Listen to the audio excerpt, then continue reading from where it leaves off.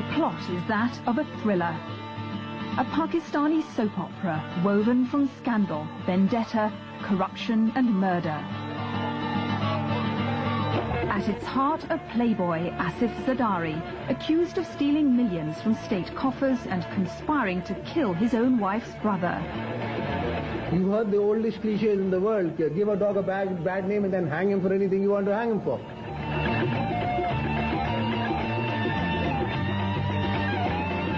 By his side, his consort, the fairy tale princess who became the most powerful woman in the land. Benazir Bhutto, once Prime Minister of Pakistan, now disgraced and thrown out of office amidst accusations of nepotism, corruption and abuse of power.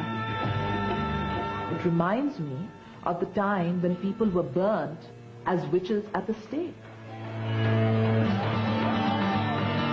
Now the people will vote for a new government. A knight in shining armour has sworn to save the poor of Pakistan from what he calls the corrupt elite. So far, the sharks have got away with it. But at the end of the day, will the princess and the playboy really have to face the music?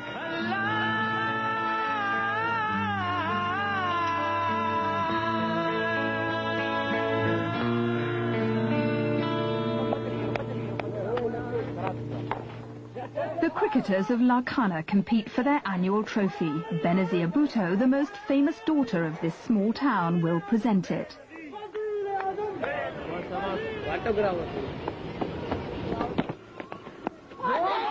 Miss Bhutto herself was bowled out just 3 months ago by one of her own team, the President of Pakistan. It is he who deposed her. She cried foul play. Now she is determined to win the coming elections and claim the biggest trophy of all, revenge on the man she anointed president. It is he who has accused her and her husband of plundering Pakistan. Only the people of a country say who is fit to rule and who is not fit to rule. And the people of Pakistan voted for me. They didn't vote for the president. Who is the president? I picked him up. I picked him up and I said to my people that I want him elected. He has no mandate. He has no credibility. He has no support. I am the elected Prime Minister of Pakistan. When the Prime Minister violates the Constitution of Pakistan again and again, when she and her government indulges in massive corruption, then under our Constitution it is the obligation of the President to act. The chief target of the corruption investigation was seized just hours after the President acted to throw out Miss Bhutto's government last November. Asif Zardari, her husband, is brought to court for a hearing from his prison cell, where he's being held on a charge of conspiracy to murder and 2 corruption counts. The government says more are in the pipeline. Mr. Zardari defended himself in an exclusive interview with Assignment. They just have to attack somebody. They have to make a target and then they have to build around it. They can't build around her because she's known. She has an international perception. People know her. She's worked in politics for the last 15 years. They can't seem to make anybody believe that there's something wrong with her. So who do they have to make believe that there's something wrong with? Is the husband, because if you hit the husband, you're hitting it home.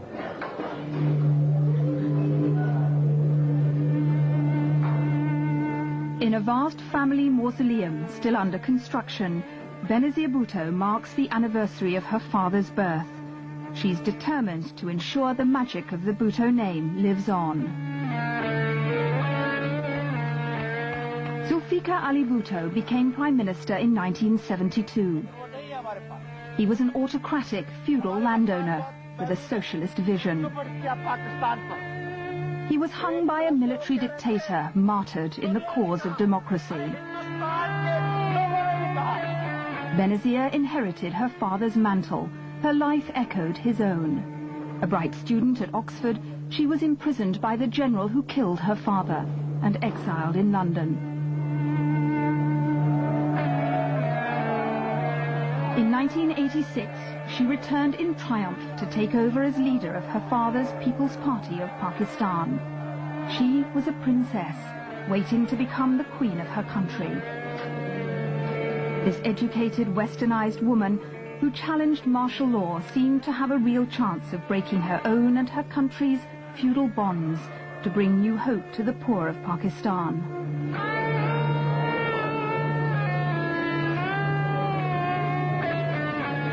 Finally, in 1988, the princess was crowned the first woman prime minister of an Islamic state. But the dream soon disintegrated. Within 2 years, she'd been dismissed, her husband jailed, facing charges of murder and corruption. 9 years later, for the second time, Benazir is once more alone. Her government dismissed her husband in jail. Critics say he's her weak spot.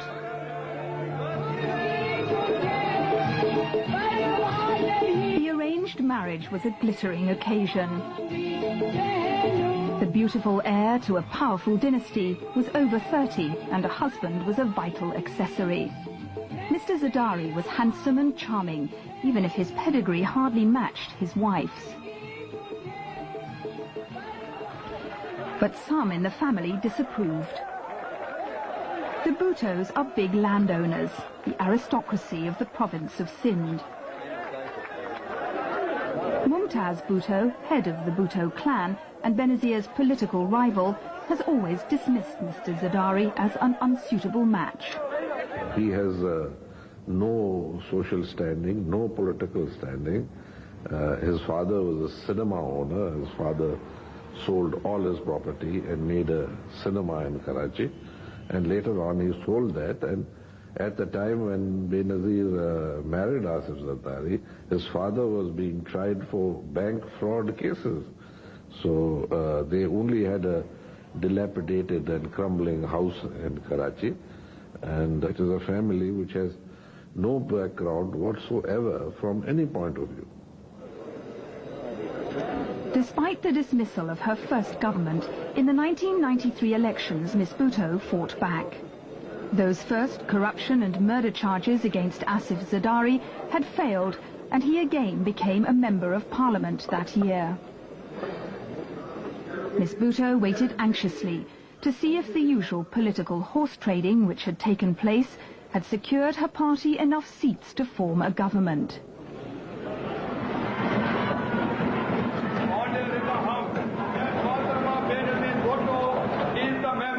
Commanding the confidence of the majority of the members of the Assembly.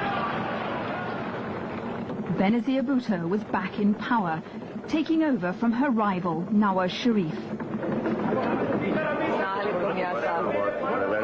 It's a contest. I look forward to a good relationship with you. Nawaz Sharif had precipitated the election when he himself was dismissed for corruption. Benazir Bhutto installed Farooq Lagari, one of her old party faithfuls, as president. She believed she could count on his loyalty. But last November, her former ally summarily dismissed her, saying her misrule was threatening to bankrupt Pakistan. The president has submitted a hefty justification of his dismissal of Benazir Bhutto's government here at the Supreme Court of Pakistan. It reads like a political thriller, accusing her of sanctioning a shoot-to-kill policy. And it raises questions about the murder of her own brother. But most detailed of all are the 200 pages cataloguing corruption, nepotism, and violation of the rules of government. Those charges are laid at the door of Miss Bhutto and her husband Asif Zardari. We've been investigating the allegations against the former first couple, which have divided both the country and the Bhutto dynasty. In the courtyard of Miss Bhutto's home in Lakhana, the Pakistani style of politics, patronage and feudal obligation has remained unchanged for decades. Petitioners wait outside to ask favors in return for delivering votes. Loyalty and votes have always been bought by every party in Pakistan. But Miss Bhutto is accused by the president of using patronage to concentrate power in her own hands in an unprecedented way.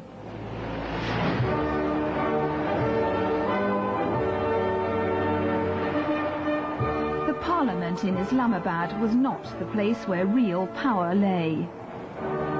It lay here in the Prime Minister's Secretariat, where, according to her critics, Miss Bhutto controlled virtually all aspects of government, including the powerful finance ministry.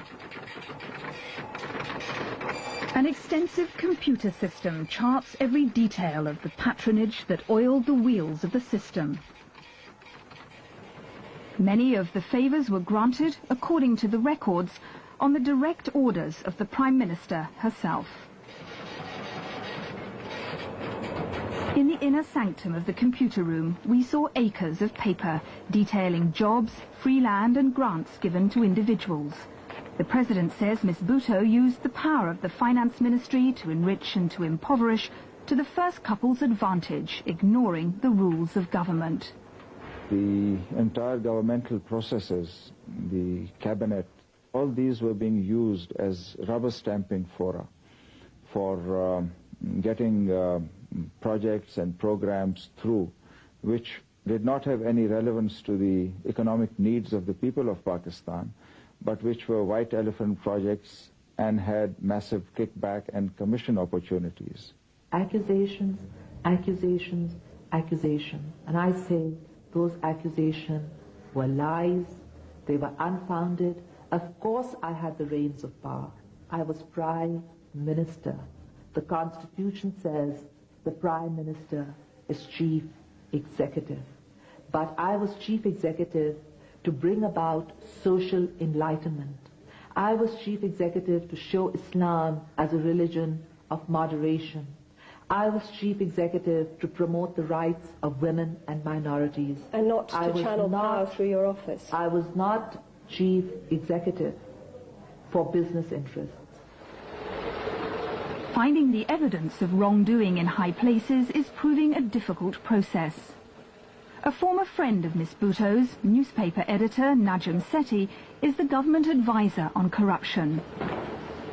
In the Prime Minister's office, he's tracking down what evidence can still be found in the files. Well, in theory, every opinion or comment that any government official or functionary makes is supposed to be noted on the files.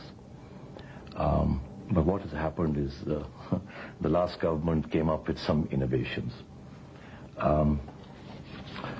These little slips of paper were introduced. These were stuck onto the files. Comments were actually made on these little slips of paper. When decisions were finally taken, these slips of paper were removed and put into the shredder. So the real evidence, all the reasons for taking certain decisions which could not have been upheld legally, in fact, were defenseless. All those little notations were made on these yellow slips of paper.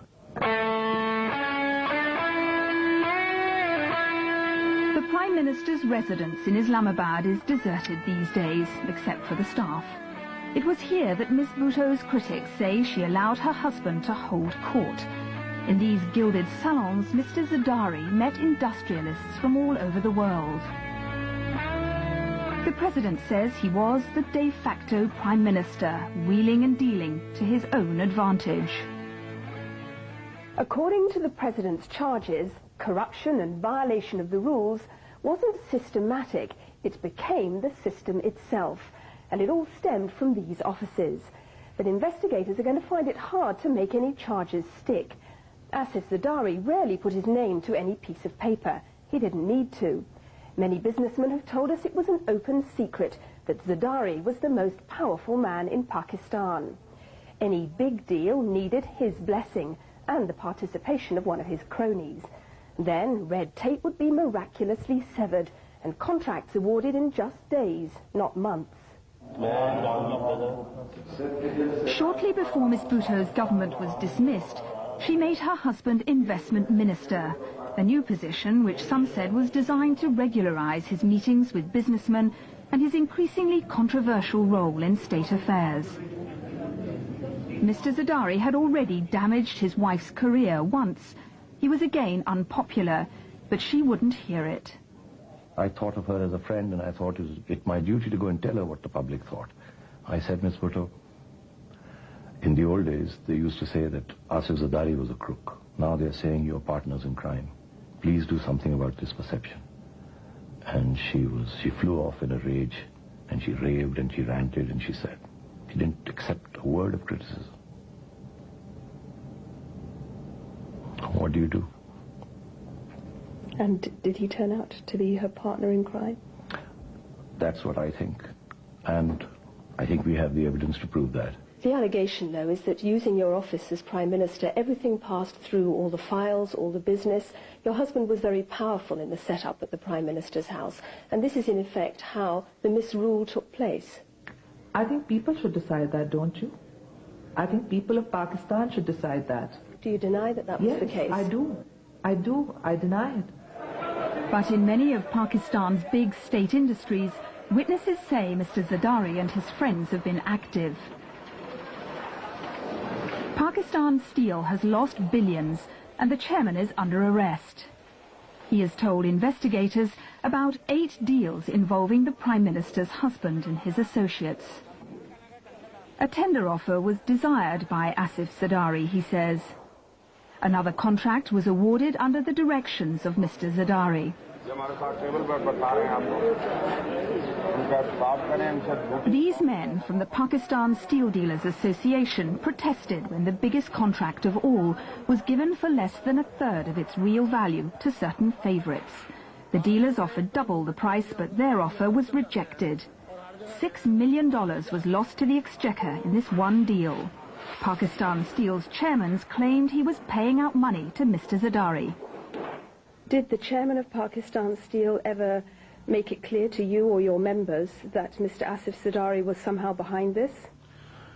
He was always, to our member dealers and other dealers who are working with Pakistan Steel, he referred many times that I have to pay a amount of 100 million per month to Dulab Bhai. And Dulab Bhai is? Mr. Asif Zardari. Dulab Bhai is the Urdu word for bridegroom. That's Mr. Zardari? Yes. The rice market, too, according to the president, was manipulated in an unprecedented way, and this time Miss Bhutto herself was involved.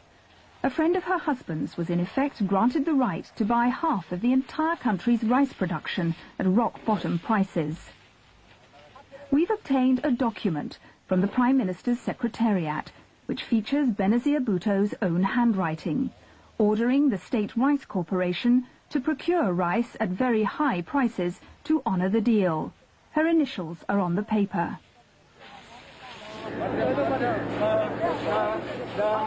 She overruled her officials' objections, claiming legal obligation. Her decision cost the exchequer $41 million. It was just one of many deals, which the present government calculates lost the state an estimated $12 billion during Miss Bhutto's last government. The president's convinced a significant amount went into the pockets of the first couple. The husband of the Prime Minister used to boast amongst his friends that he and Benazir had already skimmed $1.5 billion of the Pakistan economy in the 3 years that they had been in power. You were known as Mr. 10%. How can you account for that? But for 3 years I was in prison before, and I was known as Mr. 10% then. How come in 3 years they couldn't prove anything? I can't be there sitting inspecting everything myself. Benazir Bhutto's making a royal progress through Lakhana. A few villagers turn out to wave. But there are no large enthusiastic crowds. Miss Bhutto's losing support even here in her party's heartland. She's been damaged by the charge of misrule, but insists she always acted in the interests of the people. So the president's accusation that you actually lost over 40 million is wrong. It's wrong. No charges have yet been brought against her personally, nor has she been barred from the election. She challenges the president to a legal fight, not a propaganda war. Go to a trial court. Why a media court? Why a smear campaign? Go to a court. There are laws. There are courtrooms. But we are not to be tried by the law. We have to be tried by the media. Because when you try somebody by media, people get confused. They're not lawyers. They don't know the rules. They don't know the regulations. They don't have access to all the documents. So try somebody by the media and sentence them, because you know they're innocent and you can't do it by a court of law.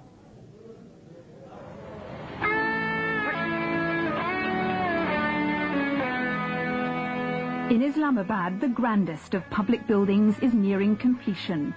It was to be the Prime Minister's new secretariat. Inside, the marble is richly embellished. The interior decoration contract was given to a cousin of Benazir Bhutto's. But now this palace may never be completed. It has become a white elephant. This is what they think of their own status. This is what they think of the money that is the taxpayers' money. This is how they want to squander it away. It's really a very tragic situation. This is a poor country. We can't afford these things. There is impoverishment, rising unemployment on the one hand, and on the other hand, these fantastic lifestyles of the rich and famous, or the bold and beautiful, if you want to say that. Behind the new secretariat, the building workers live in a shanty town. They have to cope with the reality of life in Pakistan during Benazir Bhutto's tenure, rising inflation and growing unemployment. In the tea shop, there's cynicism about their rulers. होते हैं तकरीबन, लेकिन ज़्यादातर अख्तियारात prime minister को होते हैं। उससे तो लोगों को उम्मीदें होती हैं, जब वो बरसरे इक़्तिदार आता है, यही होता है कि वो अवाम की, कौम की तरक्की हो।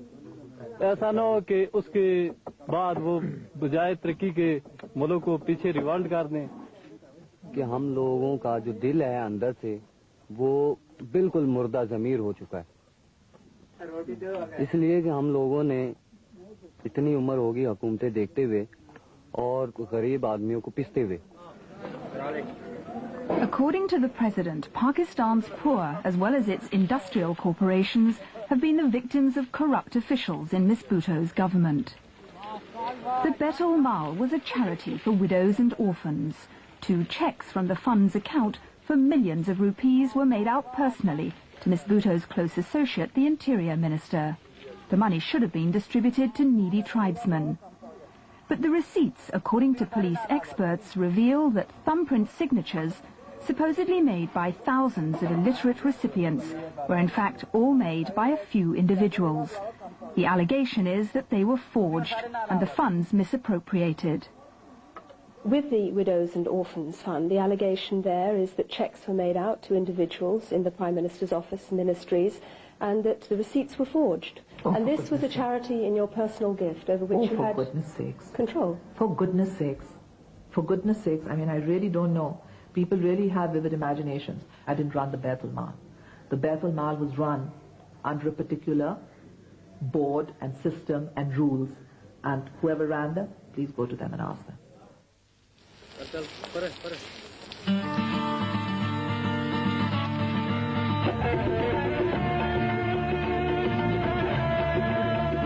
In contrast to the lot of the poor, at the Prime Minister's house, Miss Bhutto's husband enjoyed special privileges. 2 14-acre polo fields were carved out of a mountain, along with a practice area for his polo-playing friends. 47 stables were built for his polo ponies, all at public expense. We've obtained documents from Islamabad's local authority, which had to foot the bill. They detail the works and the costs, millions of rupees. In all, Mr. Zardari's lifestyle is reckoned to have cost the state over £1 million. What lifestyle? I live on government expense. For the last 3 years, all my expenses are paid by the government. Living in a PM house, you don't pay for nothing.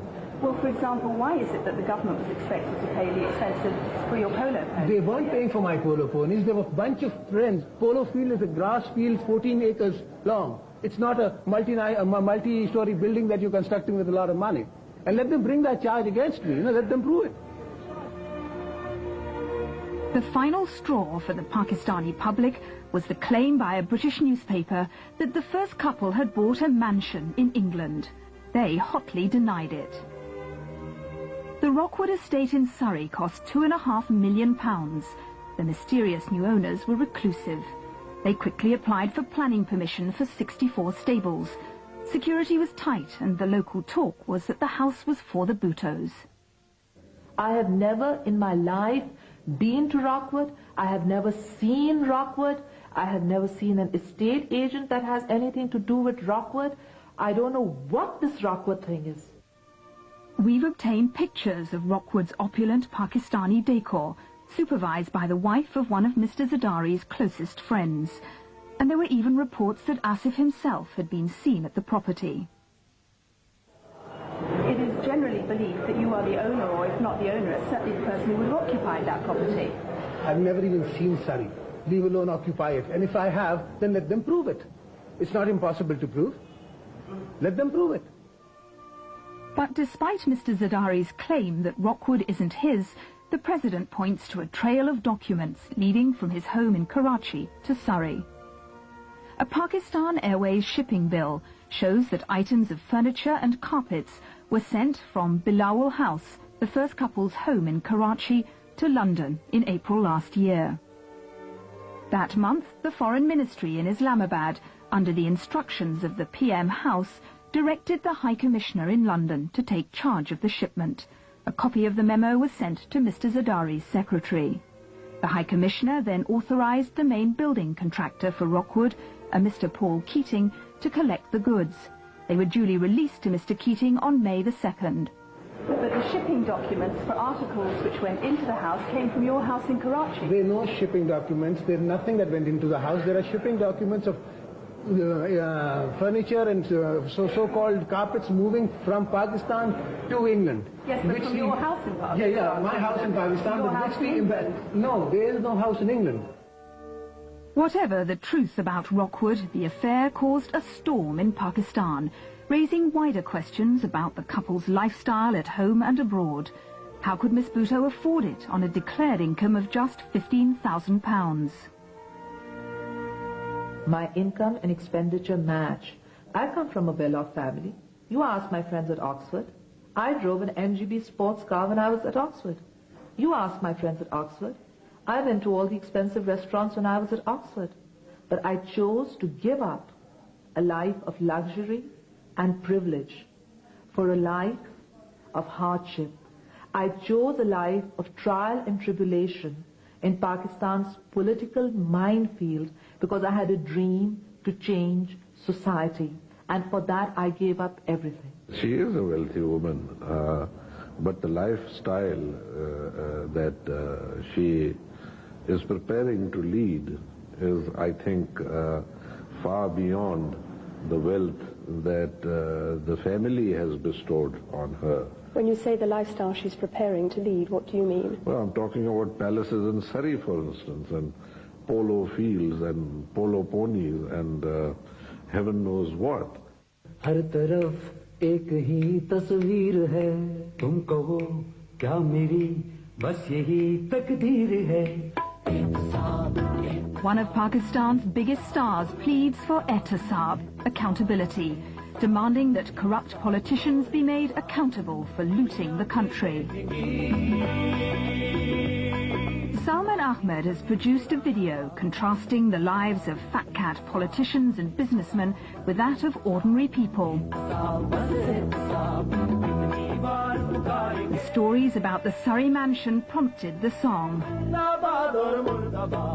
We looked at this story about the Surrey Palace, you know, of what, 800 rooms or whatever it was, you know, 2.5 million pounds. And if you go into Pakistan and you look at how the common man is living, you know, it's just, you know, you get very angry that the common man doesn't have clean drinking water. His kids can't go to school. You know, they're suffering, basically. And here we have our rulers who are building these mansions outside of the country, you know. The video attacks the lifestyle of Mr. Zardari, whose horses live better than the people. The ehtisab concerts have drawn thousands with their demand for full accountability, trials and punishment. Otherwise, Pakistan will continue to suffer under autocratic and corrupt leaders. We're all fed up. My generation has lost faith in the politicians, you know. we've seen ruler after ruler, whether it's a politician or a military dictator, come and just lie blatantly on national television. And we're sick of it, and we want change. On the streets of Pakistan, anger has given way to a weary sense of resignation. The president promised that the ousting of Benazir Bhutto's government would usher in a new era of accountability. Trials would expose and punish the corrupt. But the political will to really cleanse the system seems to be fast disappearing. And Pakistanis fear that their country will just go back to the old political system of revolving doors, one corrupt leader following another, making a mockery out of real democracy. One man is emerging on the political scene to challenge the old ways. Pakistani cricketing hero, now would-be Prime Minister Imran Khan, with his new Justice Party. Once the man about town, Imran now espouses Islamic values. His message is uncompromising. Both the main political parties are corrupt beyond reforming. He offers a radical solution. We propose that there should be capital punishment for corruption. But we would like, if we ever get into power, the parliament to decide what should be the figure, that beyond which people who indulge in corruption, who basically loot money in this country, and who are in powerful positions, they should be sentenced to death. But what amount should be decided by Parliament. And I feel that is the only hope that we are going to protect our common man in this country. But Imran's embryonic party is struggling. He's been dogged by personal scandal and is unlikely to make any significant political impact. His anti-corruption crusade has struck a chord, but in the corridors of power, the initial zeal for a clean-up is waning. Prominent politicians accused of corruption haven't been debarred from elections, and the Accountability Commission has yet to bring a successful prosecution. 4 governments have been removed because of corruption. No one has been caught. People go into jail and they come out clean. Again, we see, as you quite rightly said, that the president said there would be accountability, and then he backtracked. And then he said the people should do accountability through elections. Now, if the same people come back, there isn't going to be any accountability. The people have high expectations. They want me literally to slaughter what they consider to be corrupt politicians across the political spectrum. Now, I cannot do anything against the law. It takes time. It cannot be done quickly. The people expected me to just debar them. I could not do that under the Constitution, and I would not do that as a Democrat.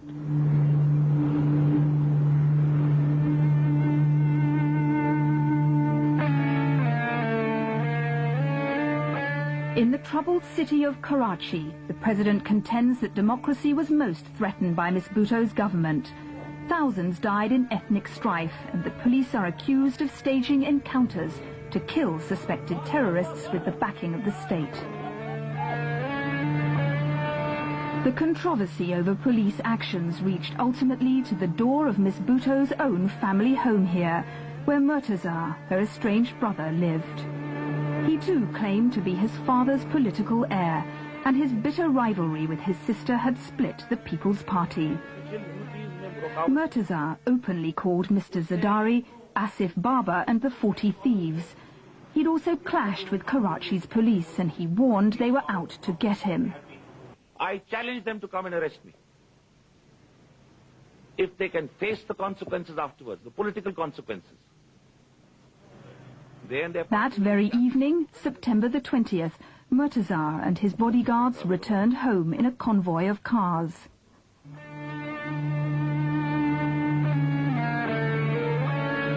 In the dark, a large contingent of police were waiting near his home to arrest them. The cars stopped, a shot rang out, then a barrage of fire. Bodies littered the streets. Murtaza was critically wounded. The police claimed the bodyguards had shot first, but 2 eyewitnesses said the officers opened fire. We heard the shooting. It was very close by, but never occurred to us that it could be against Murtaza. I always thought that she would always make sure that nothing would happen to him physically. Benazir Bhutto arrived at the hospital 5 hours after her brother had bled to death from his wounds. The Prime Minister was clearly shocked and grief-stricken. Although Murtaza had been gunned down by identifiable policemen, no arrests were made until his sister's government was deposed more than a month after the killing. Murtaza's widow was widely believed to suspect Asif Zardari. The blood of my husband will be the sacrifice we have made for Pakistan. A grieving Benazir was excluded from the family funeral, and later her husband was charged with conspiracy. The couple say it is the president who's behind the murder. He wanted to destroy them. The fact that I'm put into that case is done to malign our government. The fact that he was murdered was a conspiracy. Who's lost the most in Mir Murtaza's murder? We. He says the charges are trumped up and they're just an attempt to get at Miss Bhutto through him. Well, every criminal will put up an excuse like that. Asif Zardari used to take an active interest in posting police officials and others, and each one of the persons who was in charge were all posted on the express orders of Asif Zardari through the Chief Minister of Sindh. So there is a nexus, there is a connection, and they hated each other. Everyone knows about that. The dynastic feud has turned uglier as the dead man's family have blamed Benazir and her husband. Ginwar Bhutto has deepened the rift with her sister-in-law, claiming that Benazir threatened her to try and stop her from publicly accusing Asif Zardari. I do hold Benazir before Asif responsible for what happened to her brother. Why? Because she indulged in that feud with him. It's obvious. I mean, the experienced politician she is, couldn't she have guessed that a conspiracy can hatch very easily in such circumstances, the circumstances of the feud that she indulged in with her brother? I loved my brother and my brother loved me, and I know that my brother was killed to overthrow my government. And I know that my sister-in-law is making this charge in collusion with the president because she wants to see the Bhutto family eliminated, and she's been attracted by the prospect that she can gain political power. On the campaign trail, Murtaza's name still lives on. Now Ginwar heads her husband's party. Though born in Lebanon, she's fast becoming a seasoned Pakistani politician. Benazir has lost her way, says Ginwar. But she wants their votes to restore the tarnished Bhutto name and work for the poor, not the rich. We're not in a hurry. We're not in a rush. Our aims are much farther than these elections. And hopefully, with the support of the people and with the grace of God, we'll be able to make a difference, and that will be the revenge.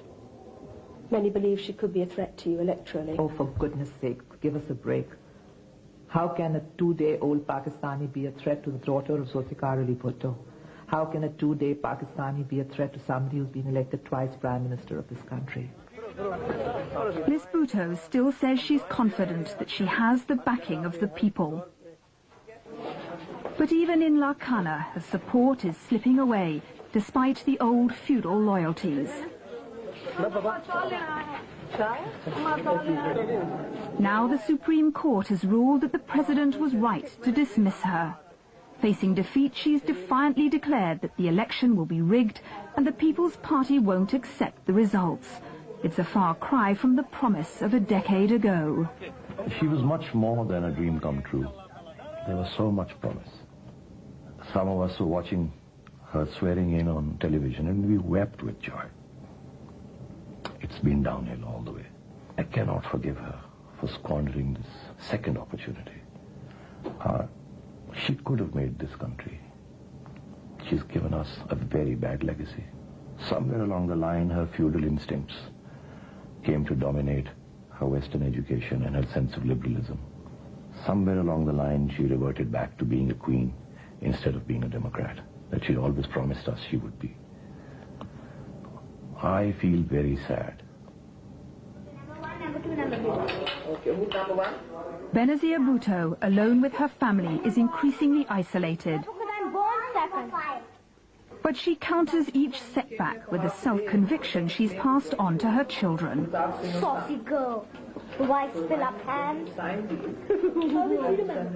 The youngest is named Asifa, after her father. This tale of a dynasty isn't yet over. A new generation is waiting, and their mother hasn't yet given up the fight. The day they dismissed my government, I said, no way.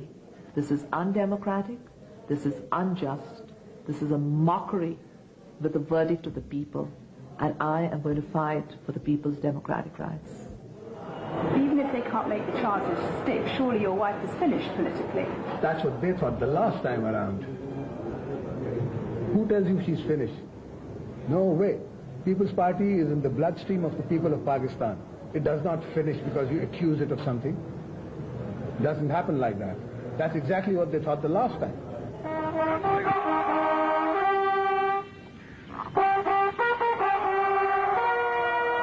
The President's bodyguard prepares for ceremonials to mark Pakistan's 50th anniversary this year.